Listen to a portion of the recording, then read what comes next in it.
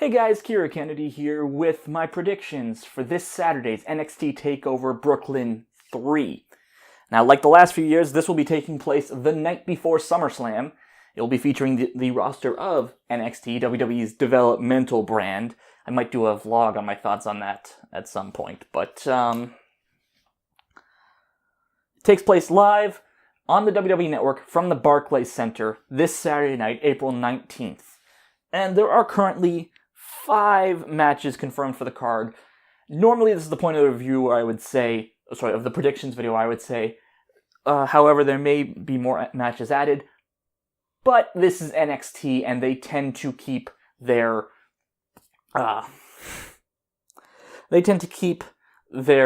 cards fully announced by the Go Home show, which, as of this recording, was last night, Wednesday, April 16th, 2017. And I did actually watch the Go Home show for NXT Takeover Brooklyn 3, because unlike the main roster, it's just less wrestling to catch up on. For SummerSlam, you have 6 hours of programming, 3 hours of Raw, 2 hours of SmackDown, and then 205 Live. That's just way too much to catch up on. Whereas NXT, it's just 1 hour of TV on a Wednesday.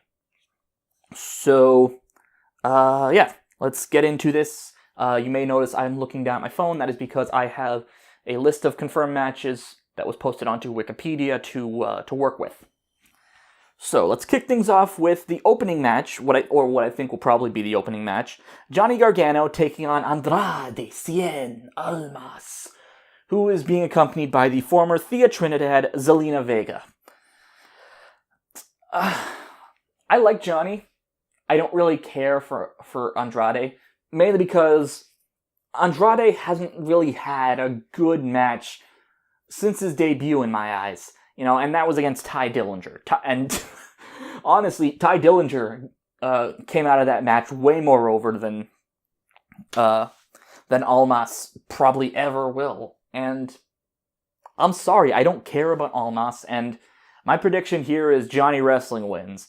I don't know if... I heard rumors that they were grooming Almas for the main roster, and if that's the case, he's gonna suffer.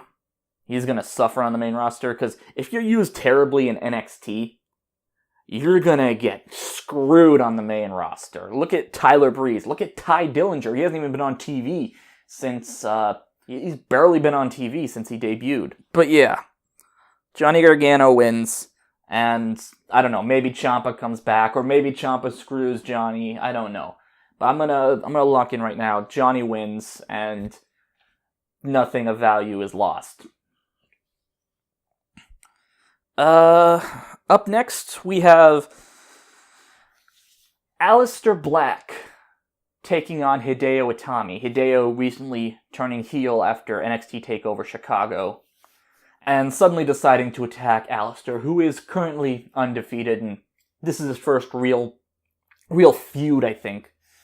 Minus the little mini feud he had with the debuting Red Dragon, there's still Bobby Fish and Kyle O'Reilly, who debuted, I think, a couple weeks apart from each other. If you can call it a feud, when he beat one member of Red Dragon one week, and then a couple weeks later, he beat the other. But anyways, this one is probably the easiest call to make on the card, because if they wanted to pull the trigger on Hideo Itami, they would have done it in Chicago. And I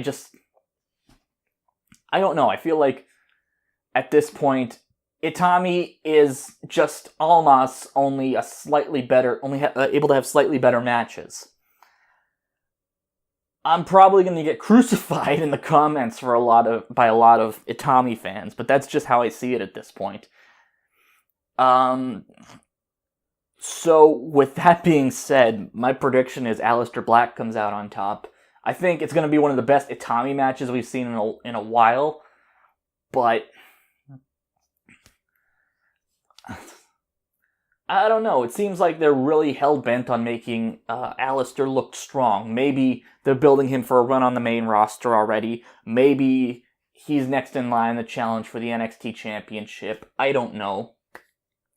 but my gut's telling me, and it kind of told me the second this match was announced, that Aleister Black is coming out on top here.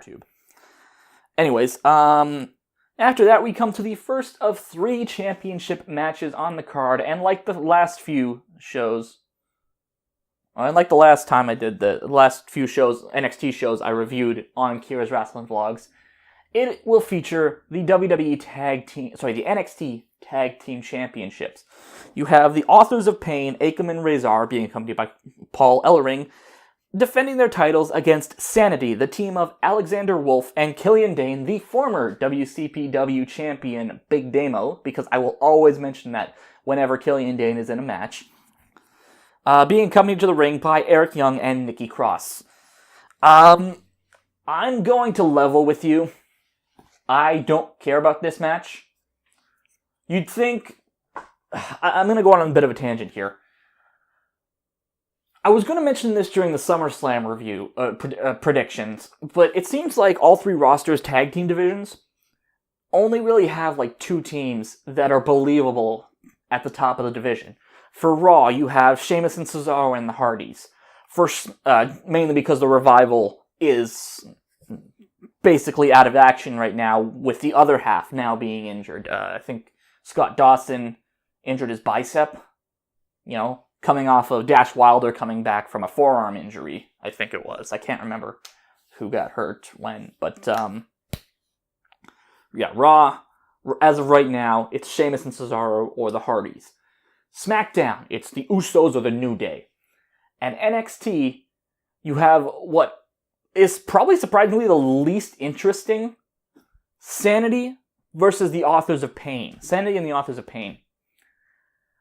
You'd think, wow, these are the 2 strongest booked tag teams in NXT. This should be amazing. But I don't care. In fact, I care so little that my decision is going to be determined by the roll of a D20. If it's an odd number, the Authors retain. If it's an even number, Sanity becomes the new NXT Tag Team Champions. So, I will roll onto this clipboard and we will see who the gods of fate determine will win. Odd. Authors of Pain retain. The Authors of Pain retain, and... you'd originally think Heavy Machinery was going to be the ones that would topple them. Maybe that's still the case. I don't know. Who knows? Maybe Red Dragon's the next one to challenge them. I don't know. I don't know, and I don't care at this point, which is terrible for NXT. Because their tag team division it sucks right now. I mean, hopefully, like I said, with Red Dragon being signed now, hopefully that leads to something. Hopefully they start getting some new tag teams together. Maybe they start building up the Street Profits. Maybe they build up Heavy Machinery a little more. I don't know, but their tag team division sucks right now, and I'm just going to move on to the next match, which is the second of the 3 championship matches. You have NXT Women's Champion Asuka defending her title against Ember Moon in a rematch from NXT TakeOver Orlando. I was a little surprised with Asuka going over in Orlando, but the fact that her title reign has now surpassed 500 days, I think. I'm actually going to look this up right now very quickly. Yeah, 501 plus days. So as of right now, her title reign has hit 501 days. I think the undefeated streak ends here. This is probably the easiest call I made, because in Florida, Asuka only won because she threw the ref into Ember, stopping her from hitting the Eclipse. I think here, Ember finally manages to hit the Eclipse, pins Asuka for the 3 count, and becomes the new NXT Women's Champion, finally overcoming and toppling the undefeated Women's Champion. And then I think Asuka moves on to the main roster. Whether that be Raw, whether that be SmackDown, probably... I think either roster will benefit from having one of those women, having Asuka on their roster. But I think Asuka, after almost 2 years in NXT, and after basically holding on to the NXT Women's Championship since NXT TakeOver Dallas last April, I think it's time for not only Asuka's run as NXT Women's Champion to end, not only for her undefeated streak to end, but her run as basically the queen of NXT's women's division. I think it's time for all three of those to come to an end. And it has been a hell of a run, and I am excited to see her on the main roster post SummerSlam. And I'm excited to see where Ember goes from here. Maybe she goes on to feud with the iconic duo of Peyton Royce and Billie Kay. Maybe Ruby Riott turns heel and they feud for the title. I'm excited to see where it goes. Hell, maybe she has a feud with Nikki Cross. That would be interesting. So with all that out of the way, it's time for the final match on the card. What I think will be the main event. And will also be the final of the three championship matches happening on the show. No UK championship match. That's actually disappointing. Because in Chicago, the UK championship match between Tyler Bate and Pete Dunne was the best match on the show. Here, I think maybe Asuka and Ember Moon or Aleister Black versus Hideo Itami will be the best match. But I am rambling, so let's finally get this out of the way. For the NXT Championship, you have NXT Champion Bobby Roode defending his title against Drew McIntyre. And I think there are a bunch of different ways this can go. But I do think, the way I do think it will happen, I think will involve the debut of Adam Cole, baby.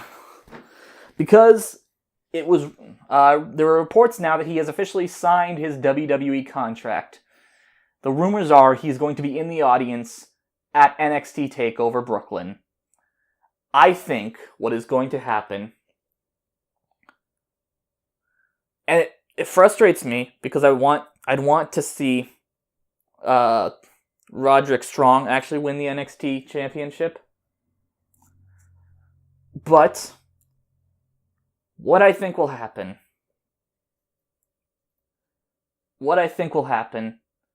is that Drew McIntyre will overcome Bobby Roode.